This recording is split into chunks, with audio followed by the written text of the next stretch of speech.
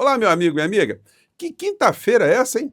Hoje nós temos assuntos muito importantes, situações bombásticas e cenas muito interessantes para analisarmos aqui no nosso portal do José de hoje, um dia após o dia 24 de junho, que é o dia de São João Batista, um dia em que muitas pessoas, mundo afora, fazem a sua fogueirinha para lembrar uma tradição ou para repetirem uma tradição de que teria sido iniciada por Isabel, mãe de São João Batista, que fez uma fogueira para anunciar o nascimento do seu rebento, 6 meses antes de Jesus. Ela teria feito essa fogueira para avisar justamente Maria.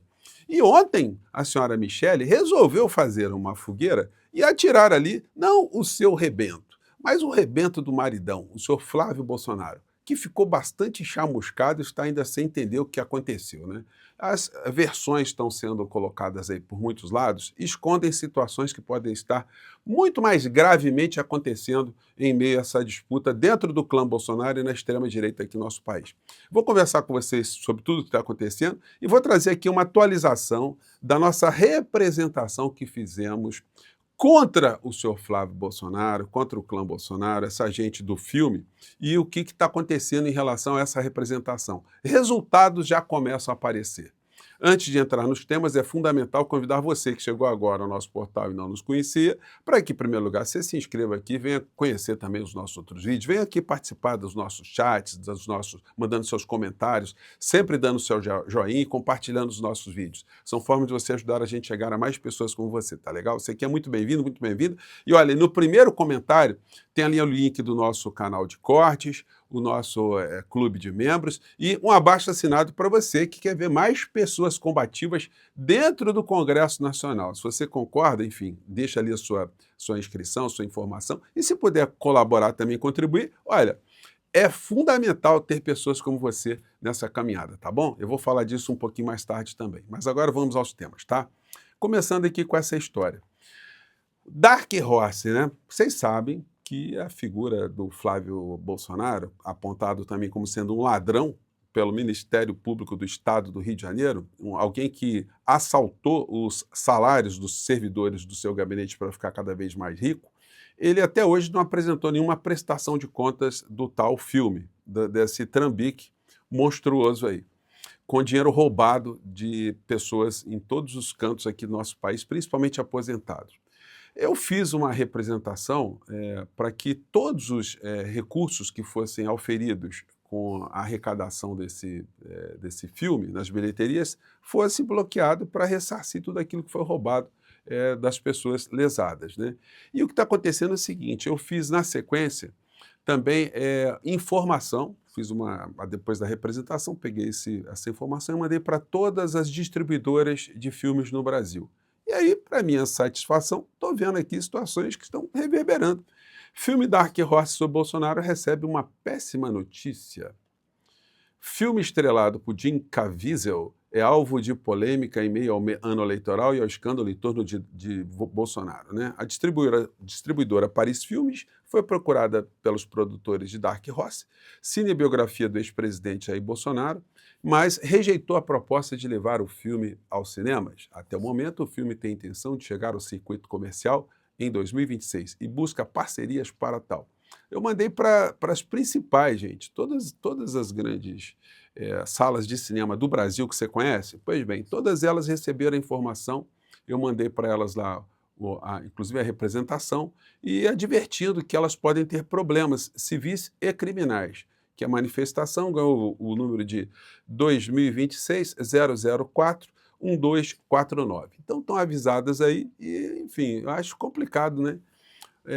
Essa turma aí exibir esse filme, né? É sinal que o exercício da cidadania, né, gente, ela não precisa ser feita apenas pelas instituições, nós, enquanto cidadãos, podemos também fazer algumas coisas. Agora, vocês imaginem só, se esse que vos fala aqui já consegue fazer algum barulho fora das instituições, imagina se eu chegar lá com vocês lá, vai ser, olha, vamos fazer mais barulho ainda, né?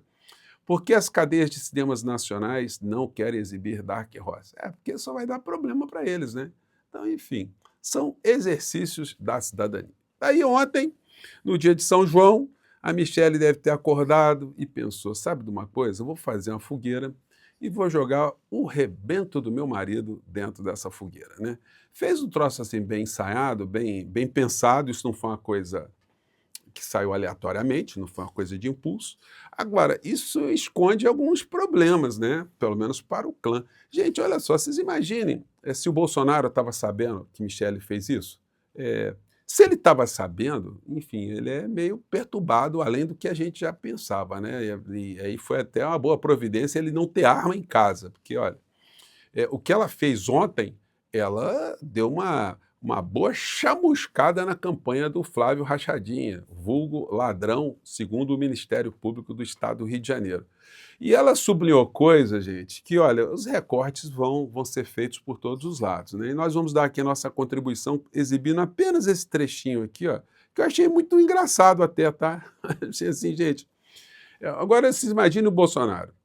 Michele, como é que você faz um negócio desse contra a candidatura do meu pimpolho, se esse pimpolho é a minha única chance lá na frente de eu sair da cadeia? Você quer que eu morra dentro da cadeia, dentro das masmorras, e que venham mais problemas? Você está querendo se livrar de mim, Michele? O que está acontecendo? Se você pirou a sua cabecinha? Então tem coisas aí, gente, que sublinham aquilo que muitas pessoas dizem, que é um casamento de fachada, que ali eles estão pouco se lixando uns para com os outros. Ela está preocupada em criar uma imagem para se eleger e ficar independente do marido, que vai ficar encalacrado durante muito tempo, e ficar longe dos filhos a quem ela apontou como sendo verdadeiros bandidos, que sabotam e fazem a caveira dela por trás dela usando prepostos, né? Ela, várias vezes ela mostra o ressentimento, olha, eu não sou idiota, enfim. Mas esse trecho aqui eu achei muito interessante. Vamos lá. Processo que levou à inelegibilidade do meu marido. Ela está falando aqui do Ciro Gomes, né? Durante a pandemia, numa live com outros esquerdistas, ele incentivou e conclamou as pessoas a chamarem o meu marido de genocida. Olha, eu não precisei do Ciro Gomes para chamar o seu marido de genocida, não, tá?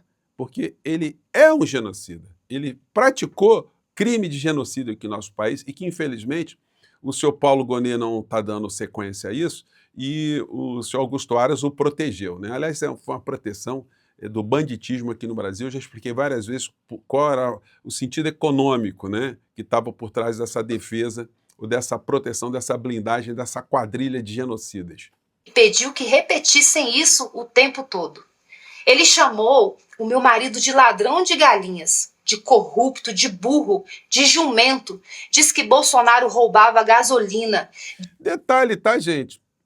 O Bolsonaro nunca processou o Ciro Gomes em relação a essas acusações, né? Porque se você tem honra, alguém fala isso, não, mas o que acontece? Absorveu, né?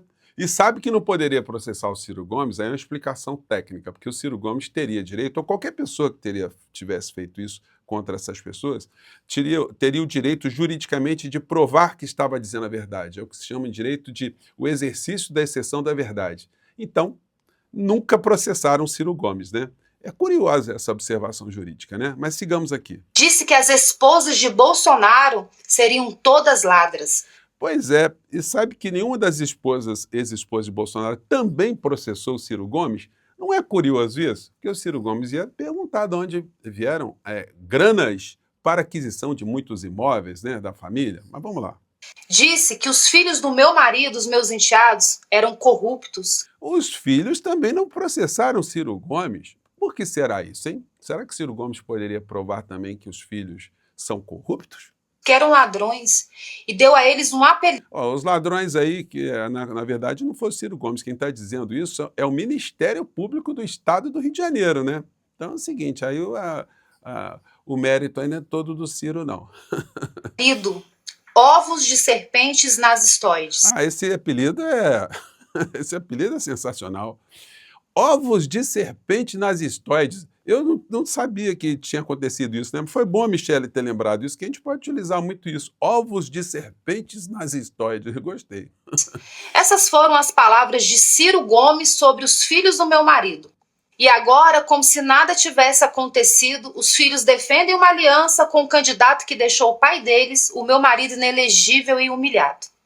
Tem mais. Durante a pandemia, ele insinuou que pastores e padres que prestassem assistência religiosa às pessoas deveriam ser presos. E quando vieram as... Olha, eu acho que quem durante a pandemia fez aglomeração Eu também acho que tinha que ser preso. Qualquer pessoa que tentou violar as questões sanitárias e acarretou resultado morte no nosso país tinha que ir para a cadeia. Por isso que o marido da senhora teria que ter ido para a cadeia há muito tempo pelo genocídio que ajudou a praticar aqui no nosso país, ou que o genocídio que ele comandou, né? As arbitrariedades, as prisões, as condenações injustas do 8 de janeiro, incluindo a do meu marido, o Ciro Gomes se alegrou.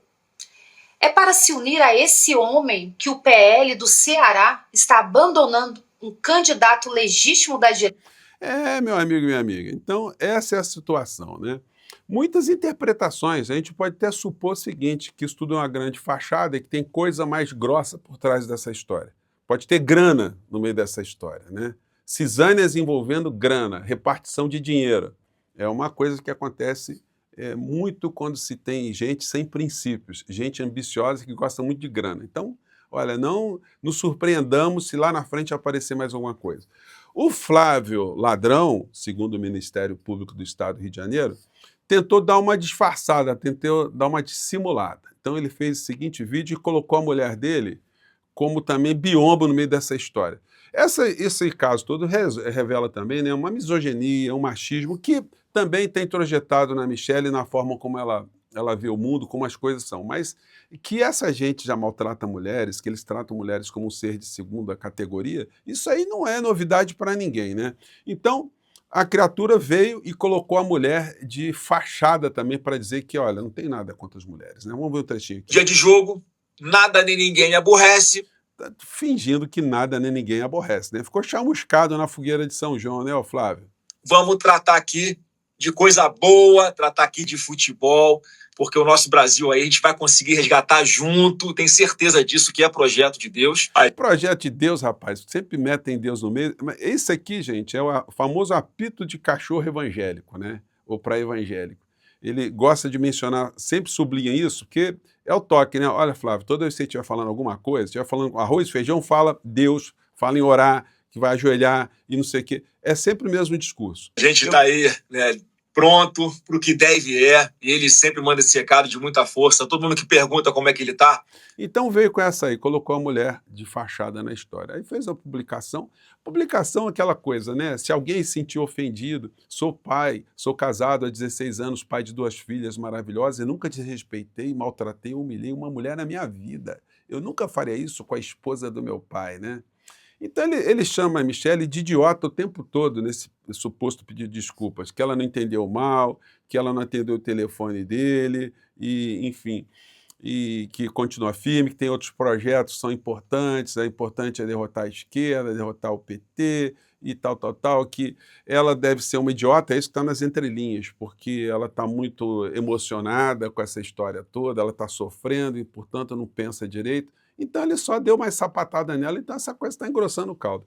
Michele escancara briga com Flávio e obriga Bolsonaro a escolher lado. Pois é, o Bolsonaro deve ter ficado assim, minha filha, o que você fez? Meu Deus do céu, jogou meu filhote na fogueira. Então, muita coisa vai acontecer aí, tá? Gente, olha só, quero dar mais notícias para vocês. Nós continuamos subindo no número de pessoas que estão apoiando a nossa pré-campanha para deputado federal.